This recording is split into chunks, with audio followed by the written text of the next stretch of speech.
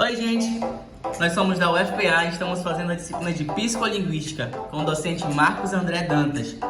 E nesse vídeo nós vamos falar um pouco sobre o capítulo Psicolinguística, Psicolinguísticas por Marcos Maia. E esse vídeo foi produzido por Adailson Moreira, Raqueline Lobo e Salomão Pinheiro. E nós vamos começar falando sobre o processamento de frases, que é uma disciplina dentro da psicolinguística que investiga o que acontece quando produzimos e compreendemos uma frase.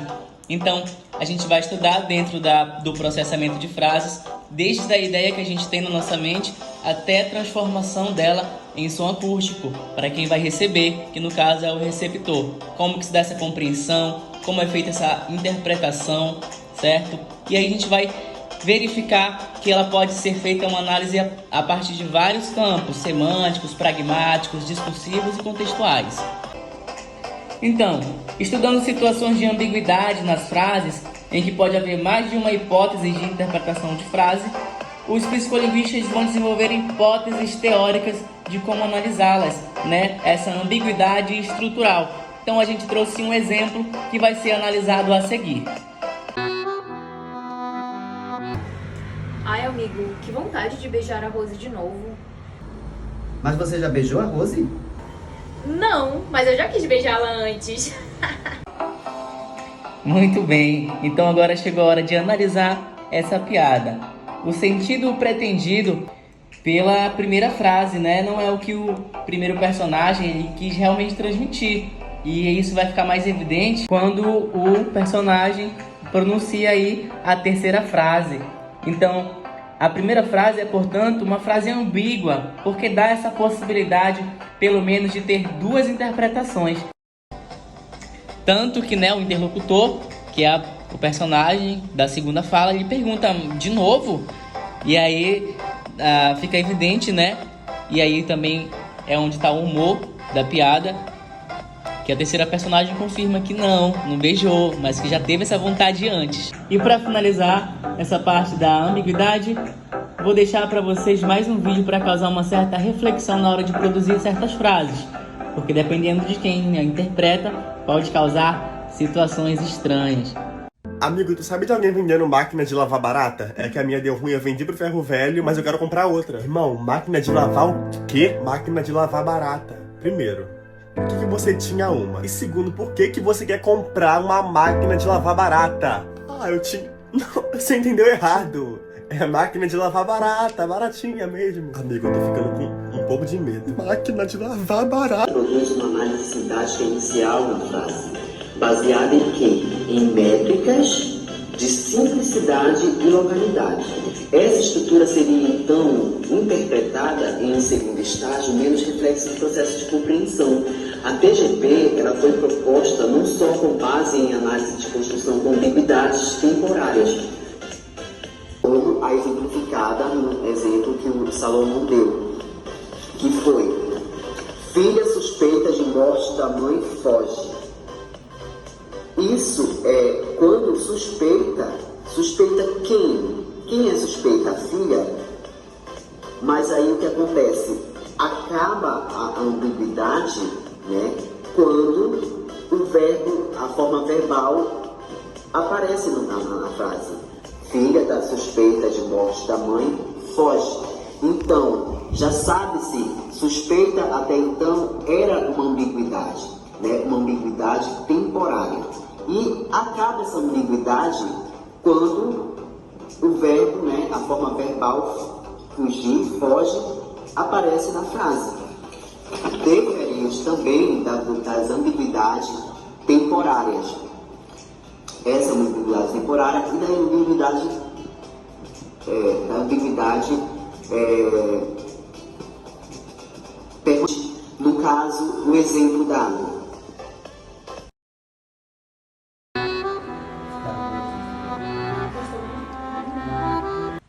Gente, alguém atirou no empregado da atriz que estava na varanda. Na varanda. Então, nesse período, a oração relativa que estava na varanda pode ser aposta tanto ao nome empregado, quanto ao nome atriz. Ou seja, ela vai ficar ali, ele é uma ambiguidade permanente, porque tanto a que estava na varanda pode ser empregado. Pode ser o empregado, como pode ser também a atriz. Né? Nesse sintagma nominal complexo, o empregado da atriz, note-se que, ao contrário do que ocorre lá no exemplo primeiro, a ambiguidade não é temporária, mas ela é permanente, ou seja, não é desfeita nunca. A gramática permite que a leitura do que o empregado estava na varanda, quanto a de que a atriz estava na varanda. A teoria de Galen-Papen propôs, no entanto, que há uma preferência de processamento por uma análise. Qual seria essa preferência? O princípio da posição mínima não daria a resposta. Tanto a análise com a oração relativa aposta ao nome mais alto, que é o empregado, né? Quanto na estrutura do nome mais baixo, que seria a atriz. Eles apresentam uma complexidade sintática equivalente. A princípio, falarei de forma breve sobre a história dessa disciplina, que é o processamento de frases, como que ela surgiu. A disciplina processamento de frases teve seu início no âmbito da chamada Revolução Cognitiva da metade do século XX, quando se deu um deslocamento importante do objeto dos estudos linguísticos, que esteve até então principalmente voltado para a análise exaustiva dos produtos da linguagem, os dados de corpora, sob o amparo das correntes estruturalistas. Na década de 1950, eles priorizaram os estudos dos processos cognitivos que geram os produtos.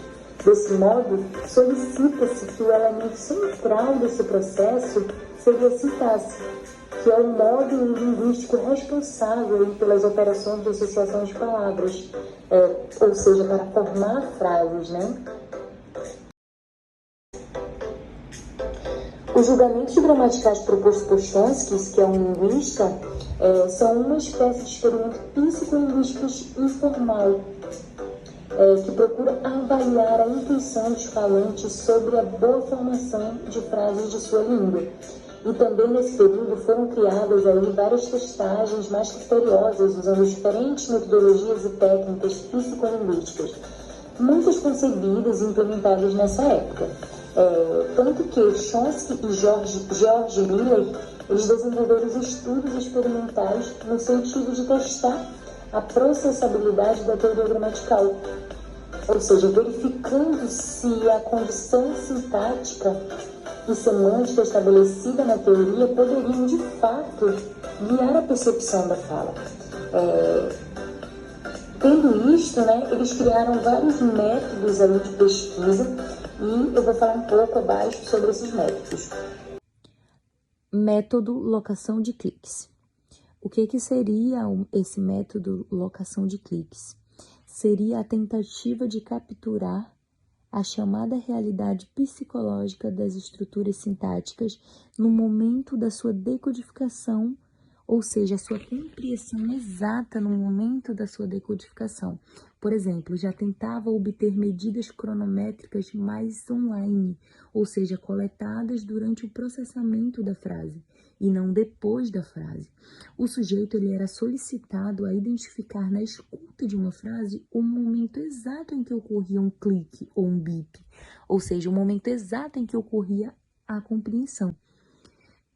Temos também um método offline. O que seria esse método? Seria diferente aí da locação de cliques? Emitir julgamentos após ouvir a frase, ou seja, um julgamento posterior a essa frase e não durante o seu processamento. Mais na frente vão surgindo técnicas mais online. Uma dessas técnicas é a leitura automonitorada. Nessa técnica, o leitor ele é solicitado a ler frases divididas em segmentos que são trazidos à tela de um computador, por meio de um acionamento de um botão, medindo aí se os tempos médios da leitura desse segmento em diferentes condições experimentais.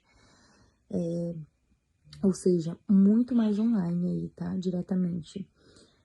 Mas o rastreamento ocular, ele permite identificar os pontos exatos de fixação do olhar e da chamada movimentação sacádica, progressiva ou regressiva, na leitura da frase ou na visualização de imagens, medindo as durações das fixações totais ou das primeiras fixações em uma dada área das frases, bem como as refixações necessárias.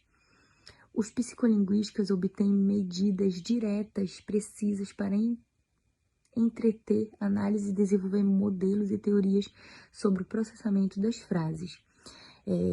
Também, logo em seguida, surge também um outro método, que é o método eletroencefalografia.